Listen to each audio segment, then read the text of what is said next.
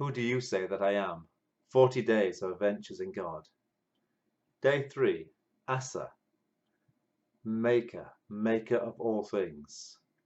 Psalm 95, verse 6. Come, let us bow down in worship. Let us kneel before the Lord our Maker. Ecclesiastes 11, verse 5. As you do not know the path of the wind, or how the body is formed in the mother's womb, so you cannot understand the work of God, the Maker of all things. Hebrews 1, verse 2. But in these last days he has spoken to us by his Son, whom he appointed heir of all things, and through whom he has made the universe.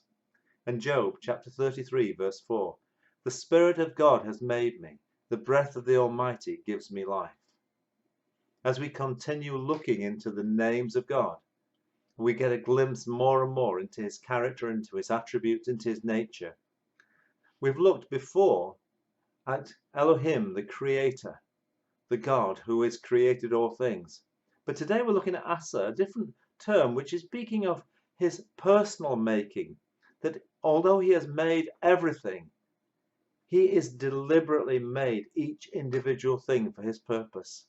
With care and love, he has created each individual flower, each individual being, each individual animal. He has created you and me for his purpose. He created us for relationship with him. He created us for his worship and his praise.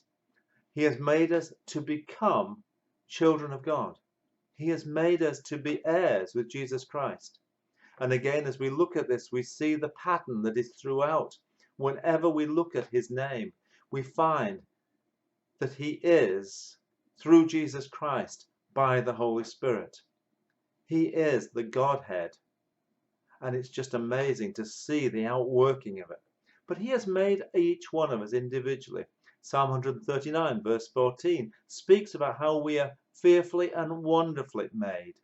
He has made us for purpose. And again, that purpose is that we should one day in our life chase after him and become sons of God through Jesus Christ. But let's just look for a moment at the Maker. The Maker is the one who has fashioned each one of us for purpose. And when we look at others, we need to recognize that they also have been fashioned for purpose. We need to look at ourselves and say, if he has made me for purpose, let me run after that purpose.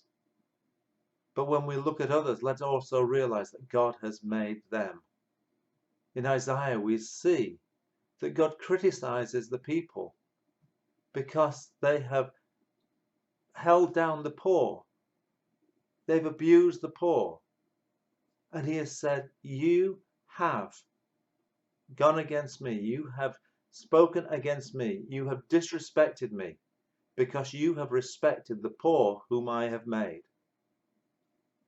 When an artist has made something and we look at it and we disrespect him, we're saying, I disrespect the artist.